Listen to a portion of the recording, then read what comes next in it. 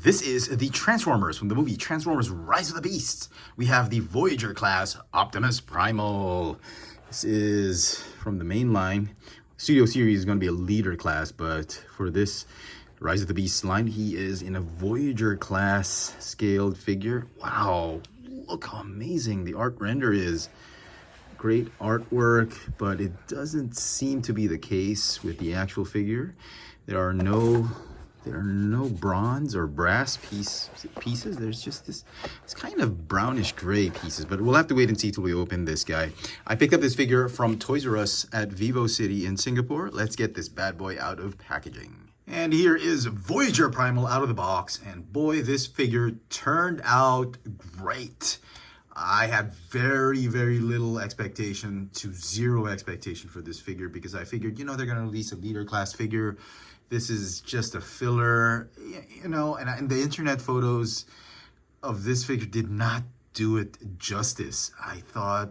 Honestly, I thought this was going to be one of those figures that really wasn't going to do it for me. I mean, I thought it was all going to be all wrong and just terrible in places here and there. But you know what? I'm glad to be proven wrong. I'm glad to be surprised at how well this figure is, because this figure is like the sleeper figure of the main line. And everybody thought Optimus Prime was going to be great. Everybody thought Bumblebee was going to be great. And they thought this was going to look stupid because, the gray doesn't match, the black, all those things. But seriously, this is looking to be the best figure in the line, and I'm just so excited to have it. Let's take a closer look at the details of this figure. Head to toe, the figure stands at about 15.5 centimeters tall, or about 6 1/8 inches tall. Man, he's a pretty good, decent-sized Voyager class figure. Now, the design, if you look at it, borrows a little bit of the Kingdom Optimus Primal's design in transformation, even the paneling here and there, but they've sort of turned him into a very Cybertronian gorilla. He looks more like we'll see more in alt mode, but you can clearly see that the Kingdom version of Primal is, his alt mode is going to be like an animal. This guy, on the other hand, kind of feels his alt mode is a robot animal, not an animal. So that's probably the only comment I have in terms of aesthetics. But that's not to say it's a bad design. It's a pretty good design. And I'm actually very happy they went with this. I'm just not entirely sure if this is how accurate this is to the movie, because in the movie there's a lot of fur going on and all that, and I think the movie's more going to look more like this. More than this, because this one's just so armored up, and I'm really digging the design. I did not actually believe I would love this design because, like I said, the internet photos did not do him justice. It looked bland on the photos I've seen, but having him in hand, he just pops. We'll talk about the details later. Let's go with some other comparisons. Here he is with fellow mainline Maximals. We've got Deluxe Class Air Razor and Deluxe Class Cheetor. And if you wanted to know how he scales with the Studio Series Maximals, well, yeah, he's a little short, especially compared to Cheetor, and that's probably the reason they're giving us a leader class for the Studio Series. But, with a little bit of imagination, I think he can fit okay with these other two.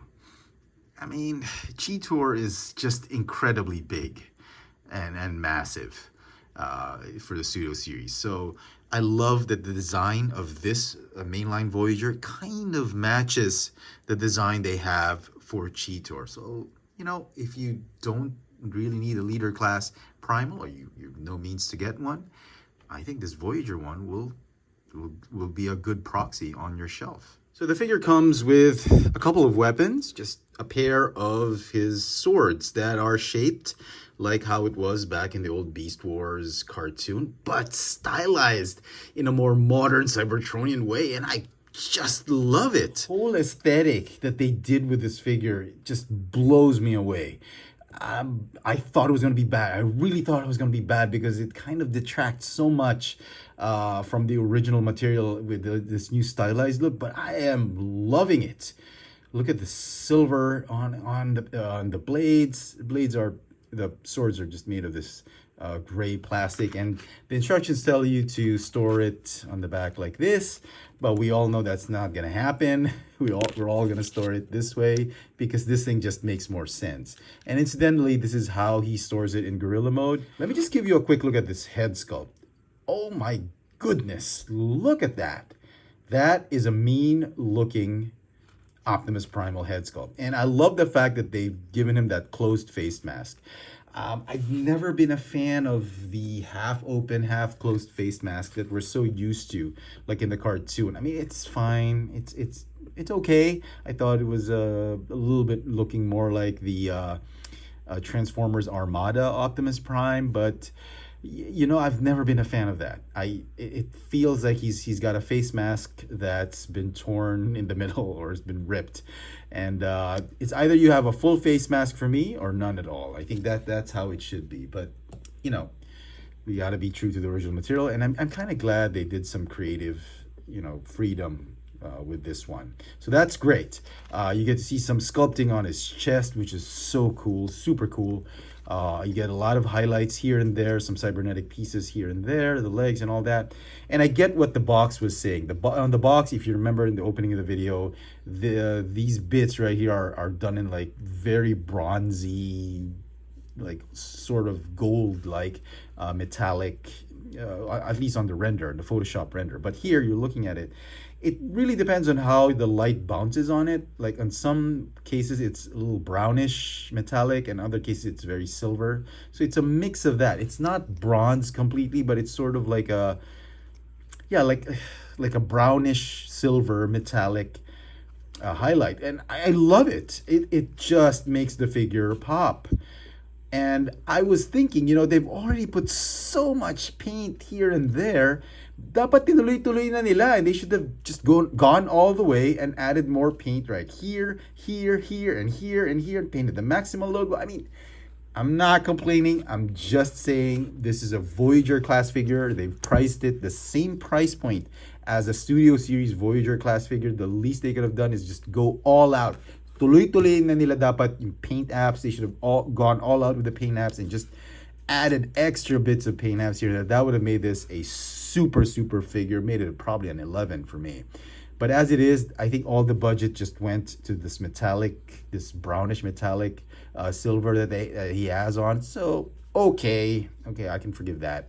Just wish they could have squeezed in a little bit more money just to paint those highlights. Anyway, so great sculpting. You got a little bit of fur right here, but the fur is very subtle, which we'll see more in gorilla mode. As far as articulation goes, the neck is on a ball joint. You got a waist swivel right here.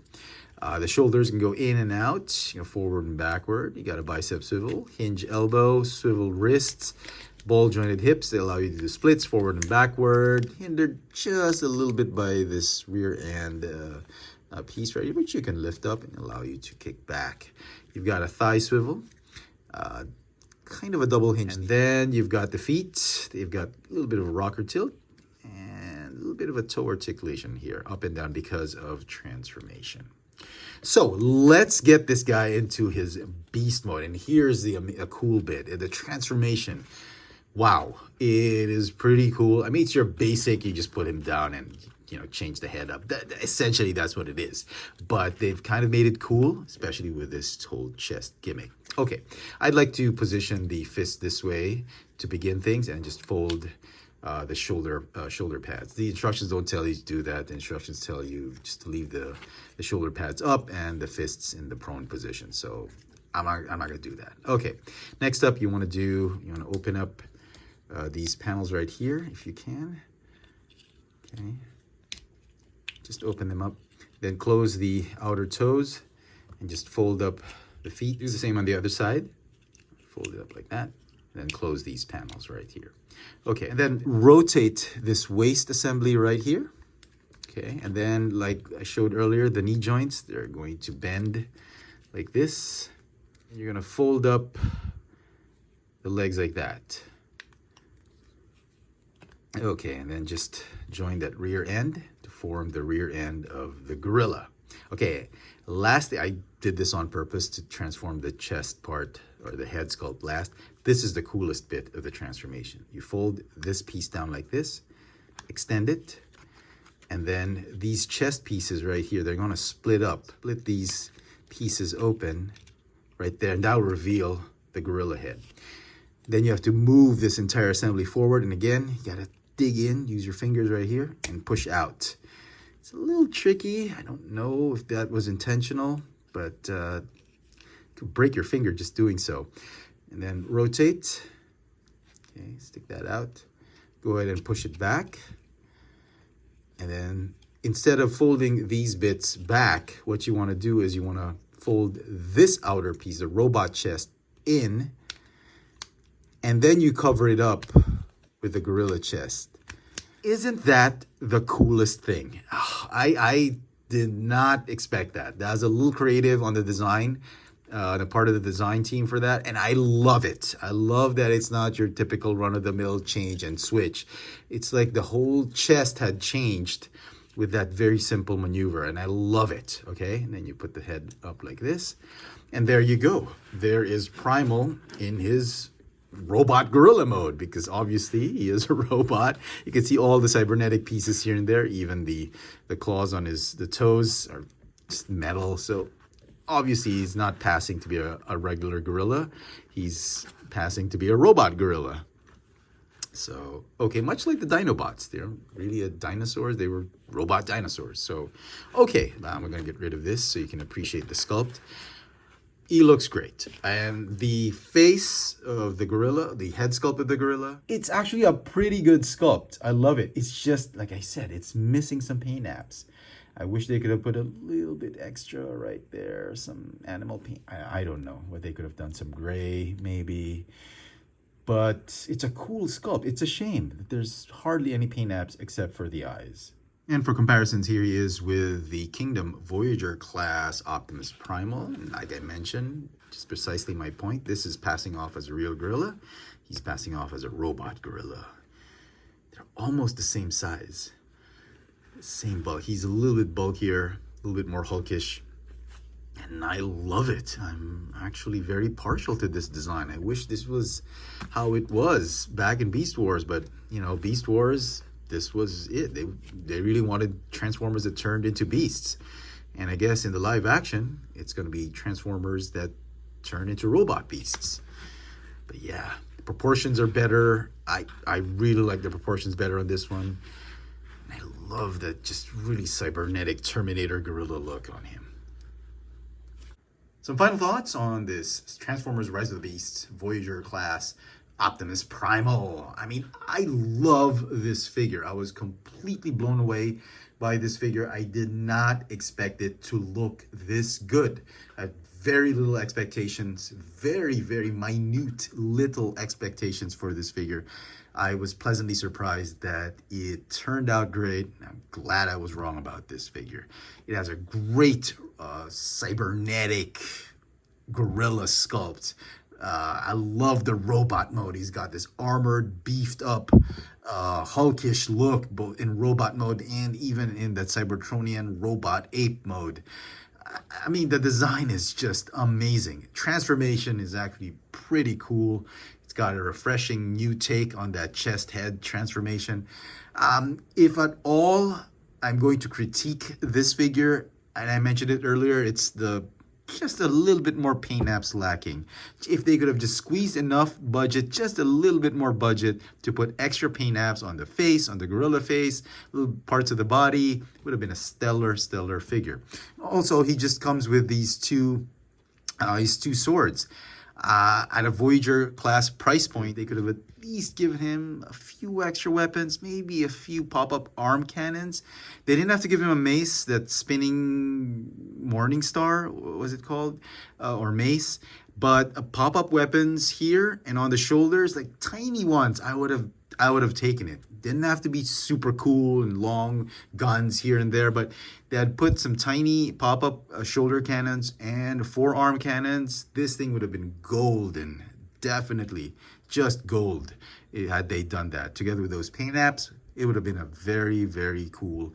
I would have given it an 11. But as it is, I firmly believe this is the best figure in the main line.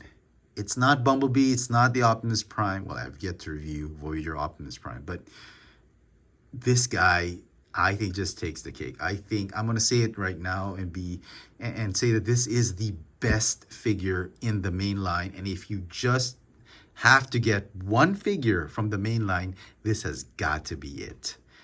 Let me know in the comment section what you guys think of this Transformers Rise of the Beasts Voyager class Optimus Primal. Hit that notification bell so you never miss out on any of my latest video reviews. And if it's your first time here, please subscribe. Thanks for watching.